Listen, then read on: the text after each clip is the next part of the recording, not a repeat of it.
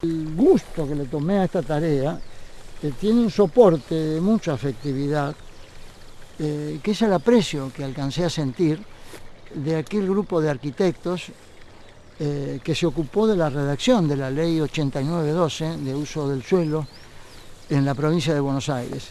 He visto allí a un equipo de 20 personas que trabajaron un cuarto de siglo en la formación de profesionales que iban a sembrar conciencia en las áreas de planeamiento municipal, y te diría que es a ellos a los que le debo el cariño con que he trabajado estas materias. Desde el padre de esa ley, Alberto Mendonza Paz, Edgardo Scotti, el redactor, Susana Garay, María Marta Vincet, directoras provinciales de urbanismo. A toda esa gente le debo este cariño y siento que no estoy solo, que tengo la compañía de funcionarios de una calidad superlativa.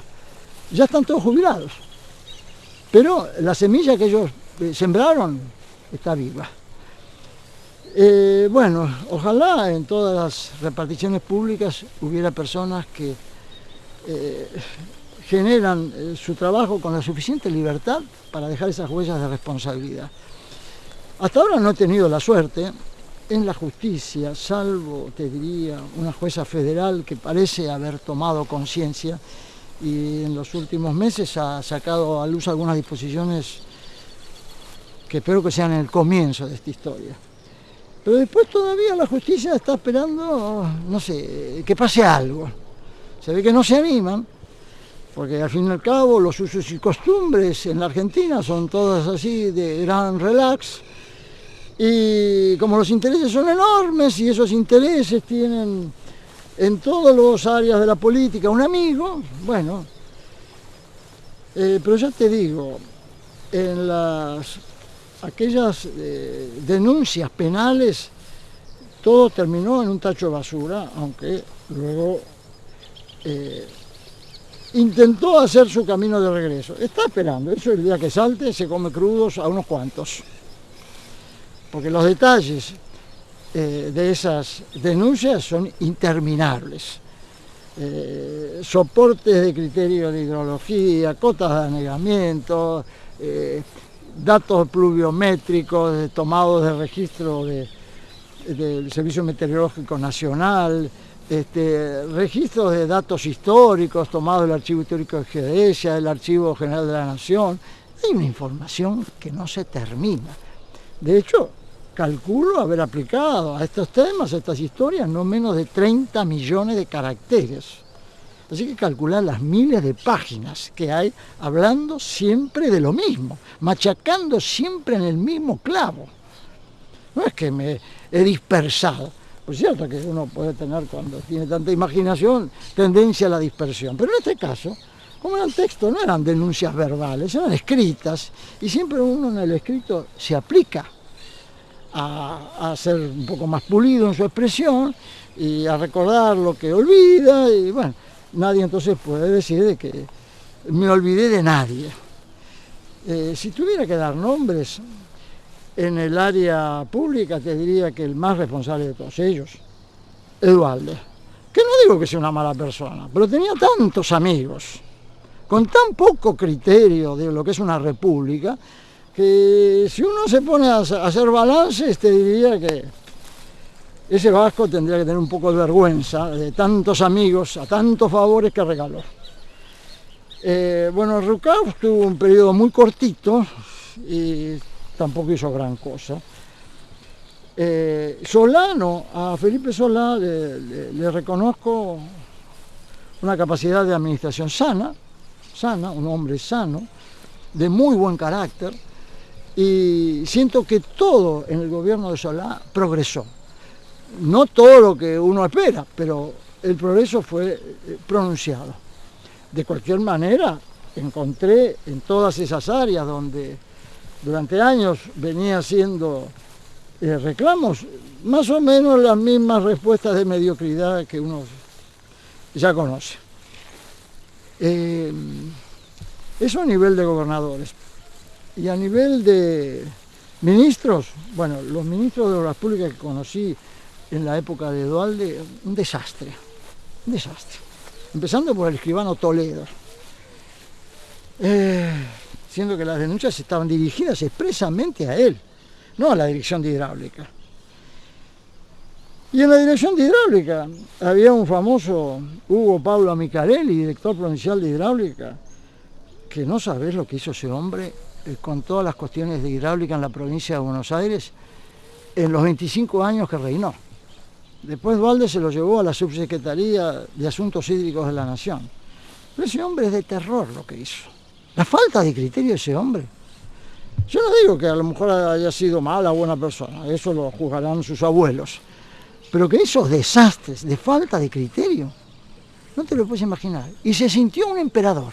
Entonces, impulsó dos grandes proyectos. El plan maestro de la provincia de Buenos Aires, que tampoco te imaginas lo que es ese plan.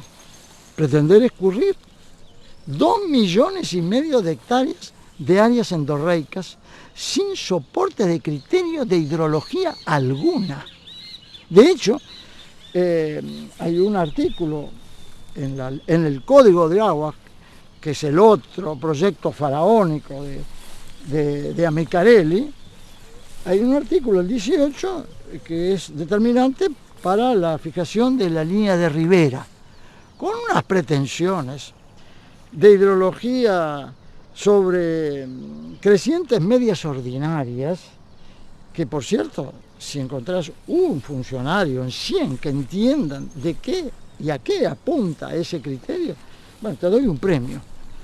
La cuestión es que esos dos grandes proyectos de Amicarelli, el plan maestro y el Código de Aguas, bueno, eso sentó un antecedente de desquicio en toda la administración de aguas provinciales, que yo no conozco en toda la administración pública un sector más desestructurado, más irresponsable, más perdido, siendo que allí, como en todas las áreas, hay gente extraordinaria y otra que no vale nada, pero bueno, recuerdo las extraordinarias, entre ellos el decano de los ingenieros hidráulicos, el ingeniero Valdés, ya fallecido. Un hombre tan honesto que cuando vio la presión de mis trabajos, que a él le llegaba a través del fiscal de Estado, porque él trabajaba en la Dirección de Hidráulica, pero por ser el decano, él era el asistente en el área técnica de la Fiscalía de Estado. Y ese hombre fue el que reconoció, en una de las denuncias que hice, la del barrio Los Sauces, ese error en el cálculo hidrológico de 8 veces, ¿te imaginas? 8 veces.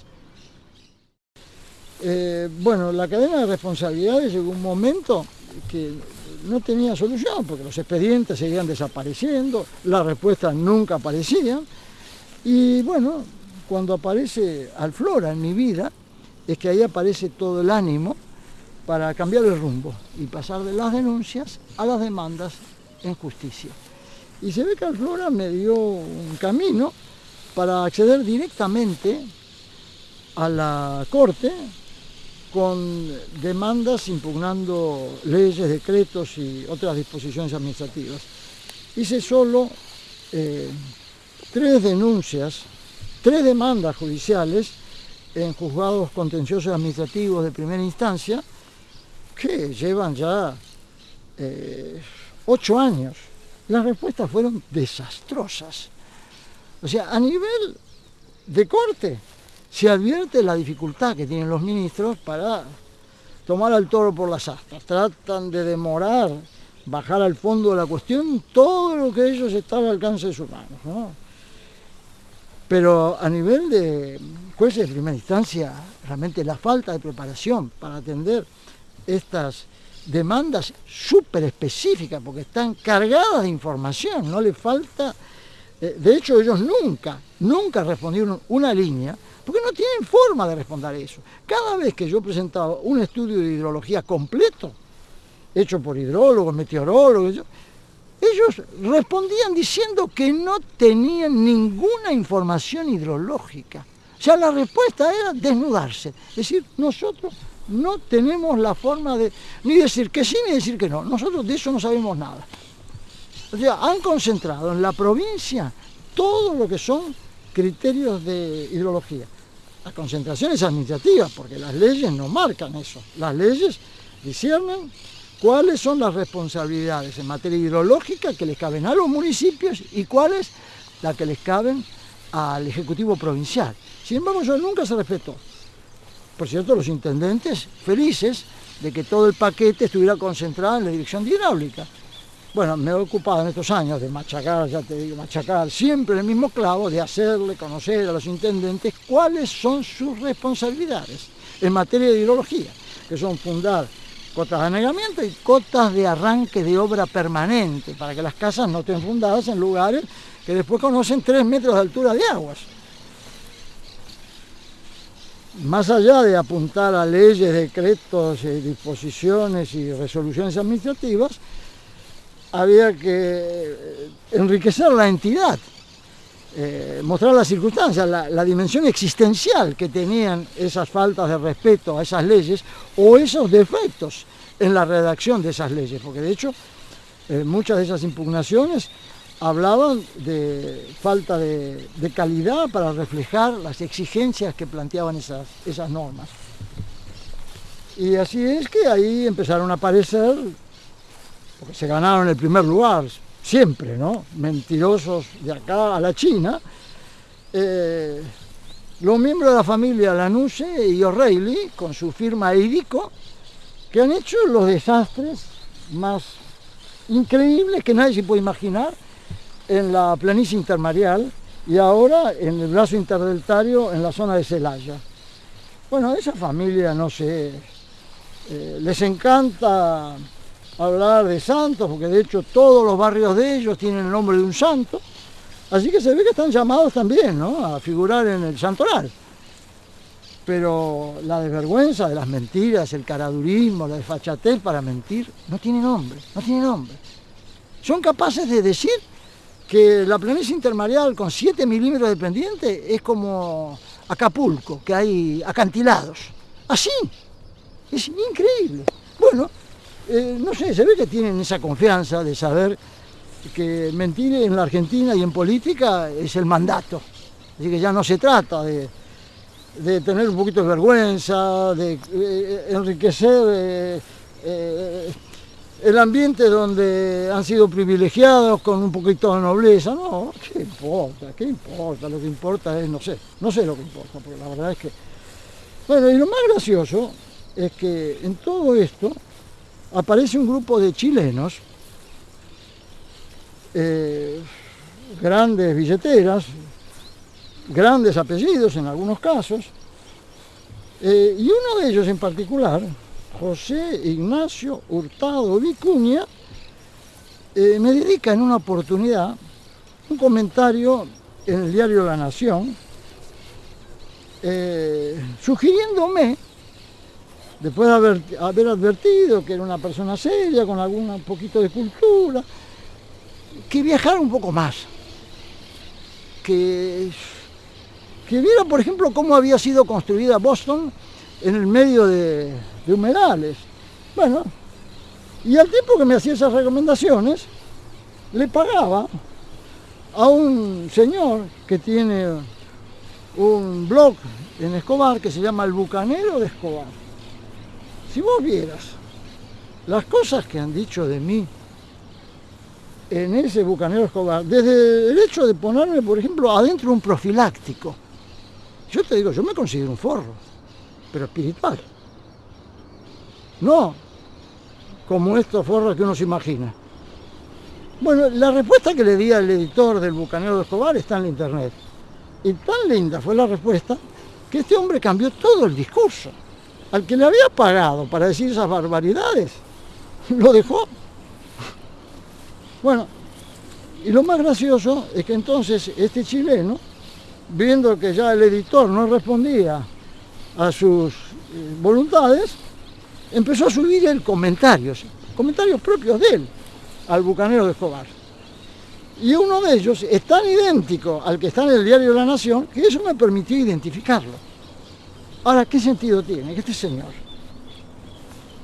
que compra en 1997 una parcela de 1.300 hectáreas en la zona de Celaya, que había pertenecido a la familia Gurbendi. Era una gran estancia que se llamaba Sol del Pilar, de las cuales 200 hectáreas estaban en la barranca y las otras estaban en la parte de la planicie intermareal.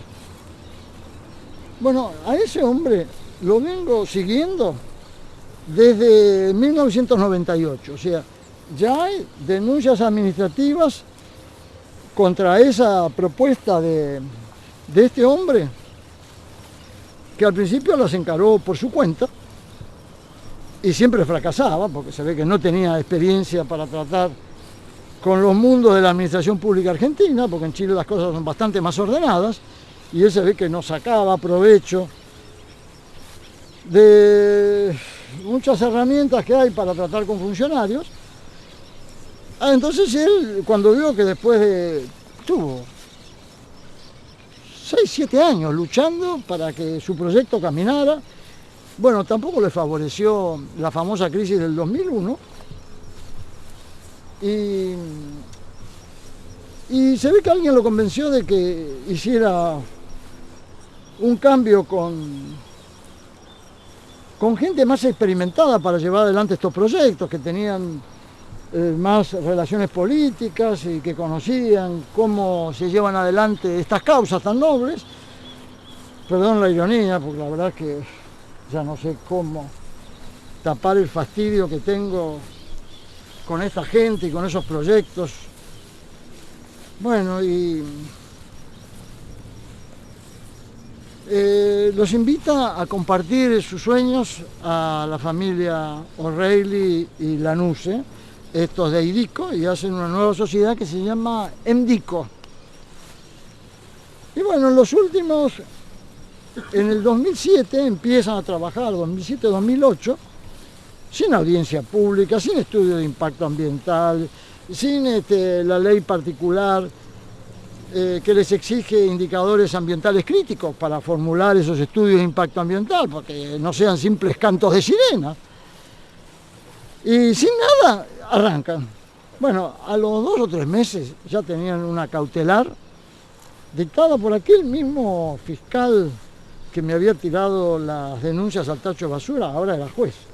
Bueno, ese juez se ocupó de tomar las fotografías de los desquicios que estaban haciendo ahí en Celaya. Él mismo llevó la orden de clausura al municipio, él mismo exigió un control de la clausura para que nadie la violara, y bueno, parecía que todo marchaba viento en popa, que por fin teníamos un fiscal de la República, en este caso de la provincia, un tribunal provincial, que se iba a ocupar de empezar a poner un poquito las cosas en su lugar. Bueno, no fue así, porque se ve que esta gente de EMDICO, amigos por supuesto de Scioli de toda la vida, porque de hecho, no me acuerdo si es Patricia o Dolores O'Reilly, es la secretaria privada de él en el área de imagen y comunicación, qué sé yo. Cuando Massa asume como ministro, como jefe de gabinete, lo lleva a Jorge O'Reilly de asesor. Un muchacho tan engreído que incluso La Nación le dedica un artículo un sábado en donde aparece O'Reilly diciendo que él estaba resolviendo los problemas que el cardenal Bergoglio tenía con el gobierno. Imagínate, un pibe de 31 años, era el factotum de las medicinas para el cardenal. Imagínate el engrupimiento de ese pibe, lo que se sentiría cuando Massa lo nombra asesor de jefatura de gabinete. Bueno, claro, con esa gente, ¿qué era lo que no podía hacer EMDICO? Pero vos sabés que llegó a participar hasta un obispo para que les levantaran la clausura. Bueno, por supuesto que el obispo ese un día se murió de vergüenza de dónde se había metido, porque algo de información le llegó. ¿Cuáles son las relaciones que hay, por ejemplo, entre San Sebastián y Puertos del Lago, digamos, Bueno, desastre? las relaciones son físicas porque comparten los mismos crímenes. Pero perdóname, después de mi pregunta decime, entre San Sebastián para que esté Ah, sí, incluido en sí, la sí, respuesta. entiendo. Sí. Bueno, para tratar de cerrar un poco este tema, el ejemplo más patético de esta falta de conciencia es, te vuelvo a repetir, San Sebastián en Celaya, por las complicaciones que le acerca el parque industrial, asegurando que la polución y el envenenamiento de los mantos filtrantes y de las aguas allí es descomunal.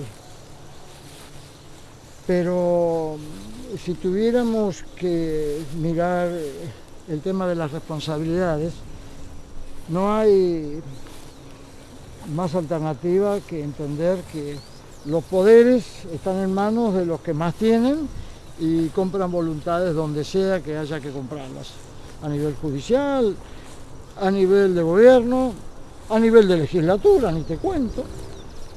Y entonces toda esta historia realmente necesita de personas como vos, que justamente tratan con estos medios de comunicación masiva de explorar formas con mucho foco de estos problemas ambientales que no tienen tanto que ver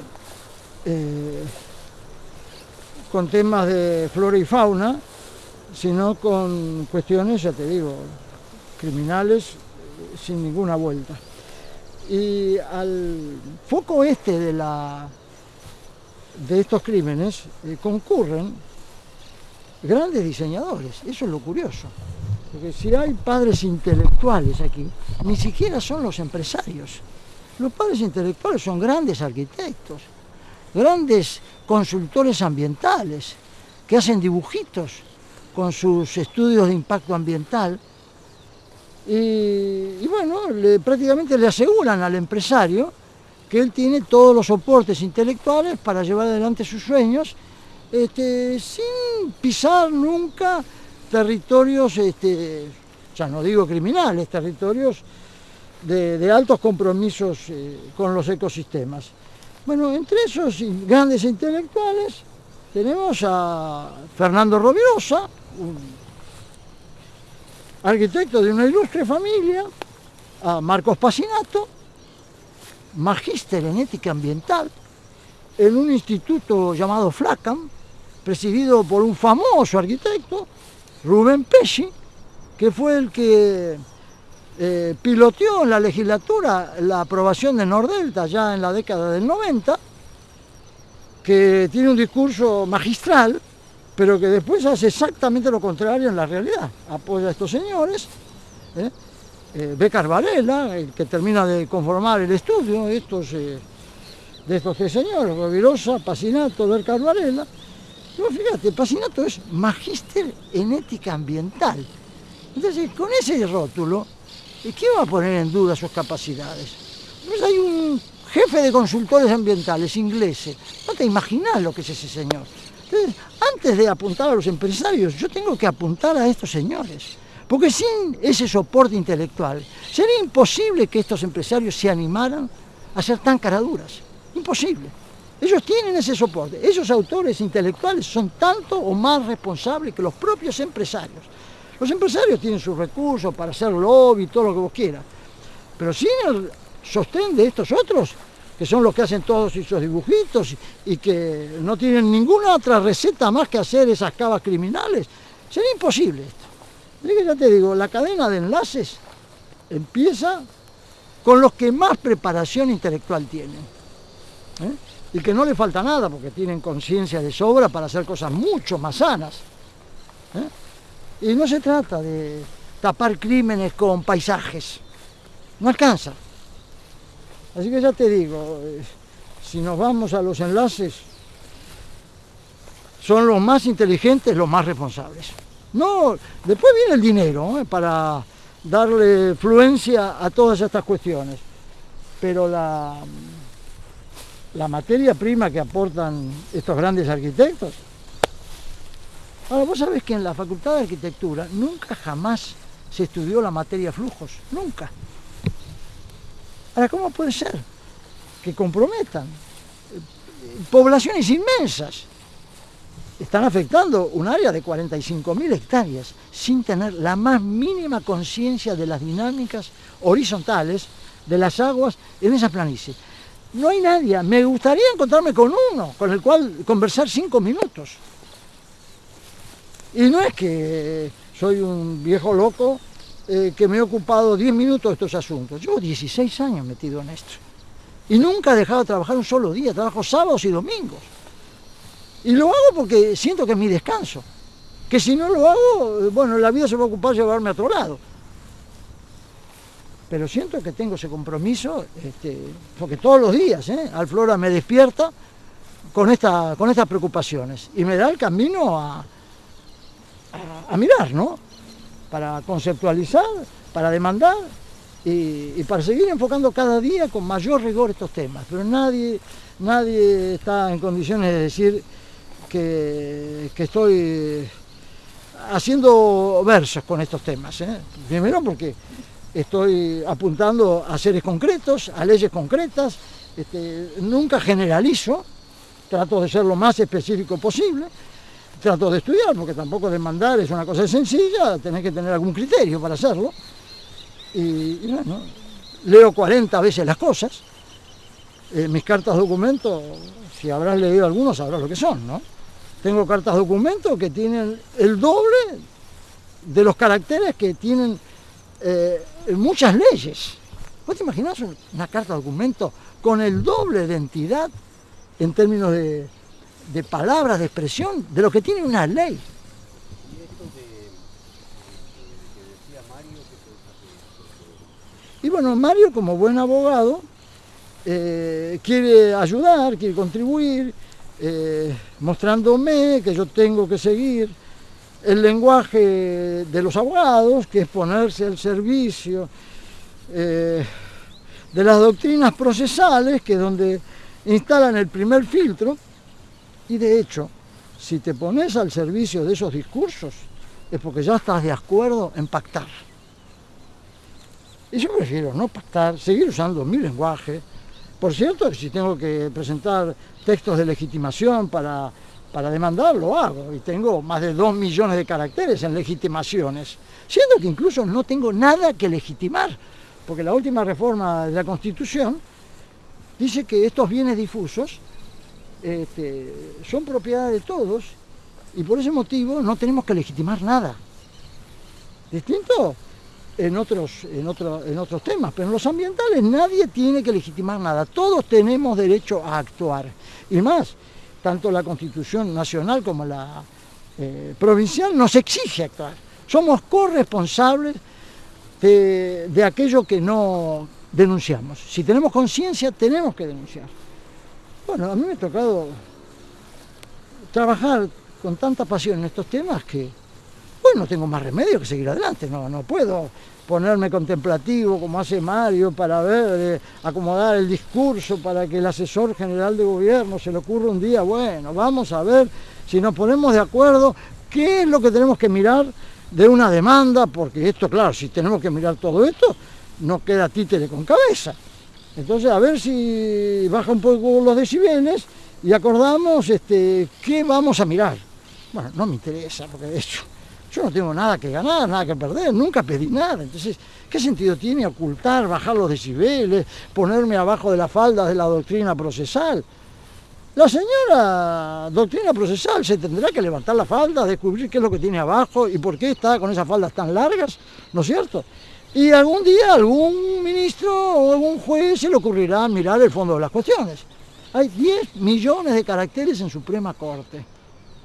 Y te vuelvo a repetir, el año 2011, el ACUMAR, aquella entidad tripartita, Nación, Ciudad de Buenos Aires y provincia, se devoró un presupuesto de 7.400 millones de pesos.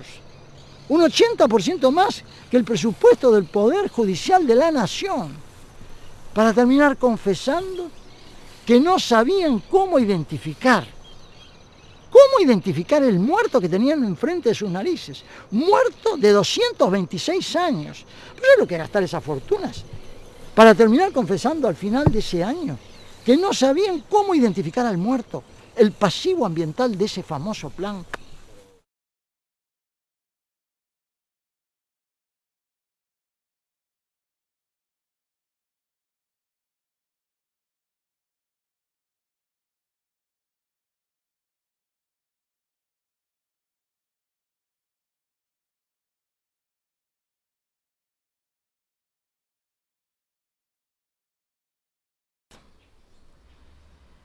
No me ha faltado el ánimo un solo día de estos 33 años.